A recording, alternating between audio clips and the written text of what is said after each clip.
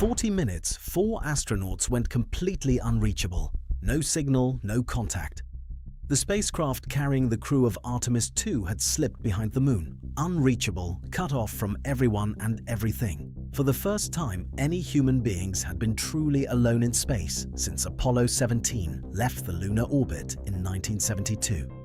And when they came back, what the crew described in their first transmission left the scientists in Houston literally jumping out of their chairs.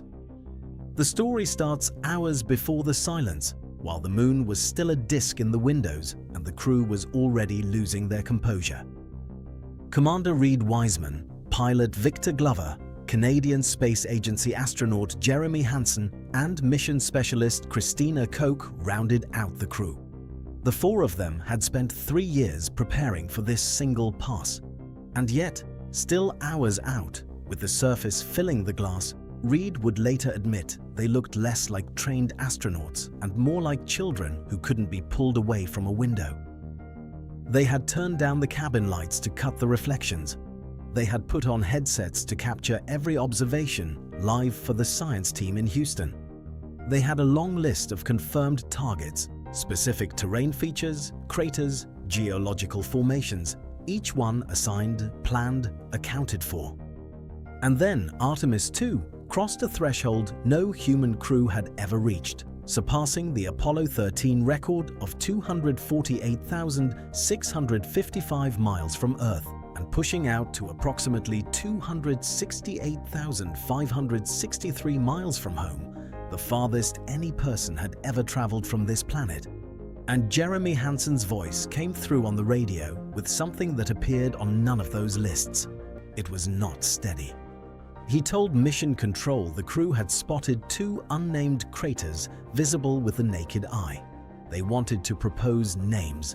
The first one, Integrity, after their spacecraft. The second one had a special meaning for the crew. And so we lost a loved one. Her name was Carol, the spouse of Reed, the mother of Katie and Ellie. And if you want to find this one, you look at Glushko, and it's just to the northwest of that, at the same latitude as Ohm, and it's a bright spot on the moon. And we would like to call it Carol. Carol Taylor Wiseman had died of cancer on May 17, 2020, at the age of 46. She had spent her career as a newborn intensive care unit nurse, keeping the most fragile lives in the world alive. Reed had raised their daughters Katie and Ellie alone from that day forward. He trained, he flew, he became the commander of humanity's return to the moon. And somewhere out there, on the boundary where the near side meets the far side, visible from Earth on certain nights if you know where to look, there would now be a bright crater with her name. For nearly a minute, Mission Control went silent. On the NASA livestream, the crew drifted together in zero gravity with their arms around each other. Wiseman reached a hand to Hansen. Koch wiped tears from her eyes. Then Capcom Jenny Gibbons' voice returned and confirmed. Integrity and Carol Crater.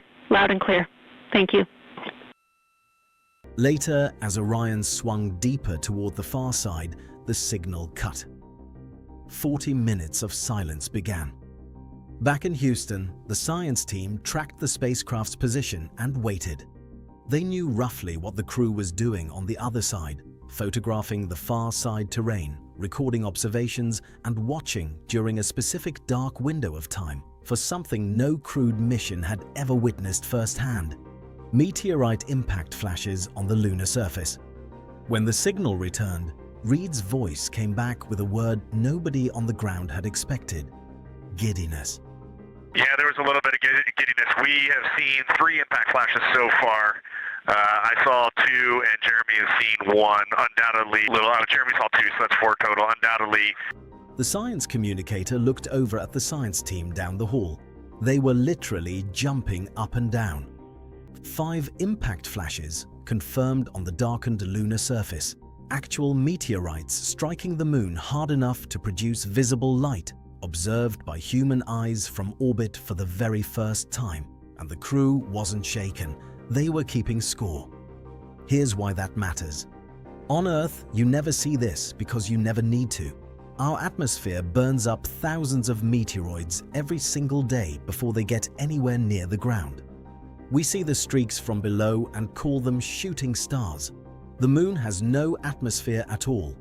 Every piece of debris that crosses its path arrives at full speed, sometimes in excess of 70,000 kilometers per hour, with nothing between it and the surface. No warning, no streak, just a rock and then a new crater. When multiple flashes cluster together like this, it means the Moon has passed through a debris stream, a trail of fragments left behind by a comet or asteroid that broke apart long ago. Earth moves through these streams too and calls them meteor showers and finds them beautiful. The Moon absorbs the same bombardment raw, in silence, and keeps going. The crew understood every bit of this. They had trained for it, and still, the word Reed used to describe the moment was giddiness. But the 5 flashes were not what stayed with the crew longest. That came from the windows during the solar eclipse. As the Moon moved between the spacecraft and the Sun, and the darkness deepened enough to see the surface lit only by Earthshine, the soft reflected glow of an entire planet falling on rock no human boot has ever touched. Christina Koch pressed her face to the glass. Something just drew me in suddenly to the lunar landscape and it became real. She said it lasted only a second or two, that she tried to make it happen again and couldn't. Victor Glover had gone somewhere similar through the long lens. Looking through the zoom, he found himself mentally walking on the surface, off-roading across terrain no person has ever reached. He told Mission Control he was going to need to invent new adjectives. Reed had said it earlier, in a transmission the science team reluctantly had to pull him away from. "It's just like we're a bunch of little kids up here. We cannot get enough of this." This is what photographs cannot carry.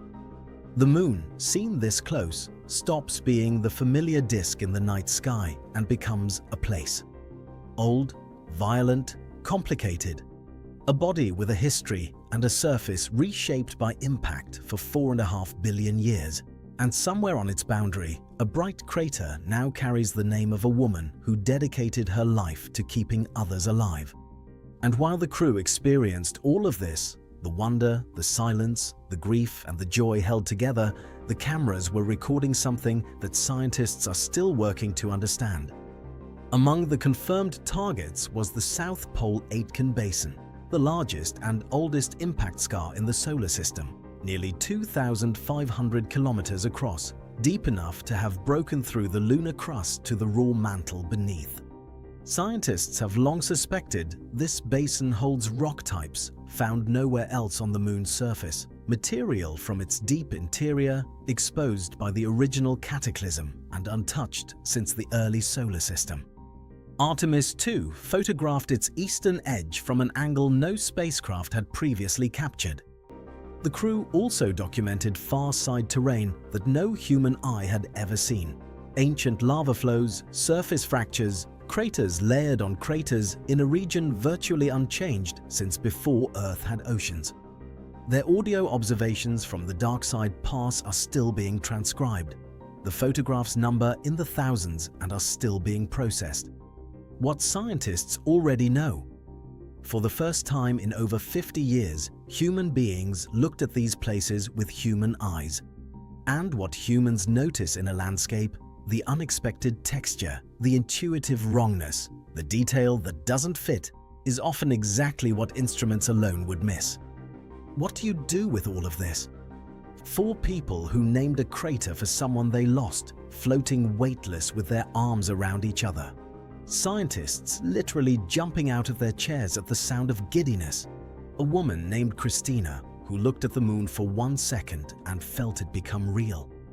Before the signal cut and the 40 minutes of silence began, Reed Wiseman spoke to everyone watching from Earth. He talked about returning, building, exploring further.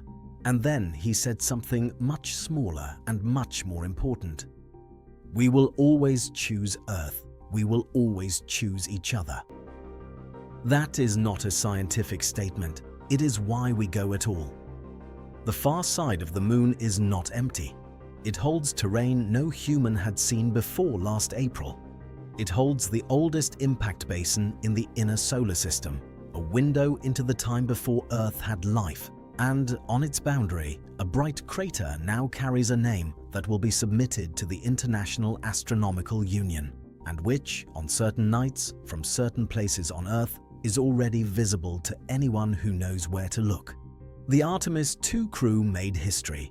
They traveled farther from Earth than any human being ever had. They became the first people in over 50 years to pass behind the moon and return. They saw things that, as Reed put it, humans have probably not evolved to see. When asked what the defining moment of the mission was, Reed Wiseman did not mention the distance record, the meteorite strikes, or the solar eclipse no one else on Earth could witness. He said that Jeremy Hansen proposing that name, that bright spot on the boundary, sometimes visible from home, was the most beautiful thing he had ever heard in his entire life. Not the science, not the history. A crew who loved him enough to find a bright crater on the moon and give it her name. Maybe that is what exploration has always been for.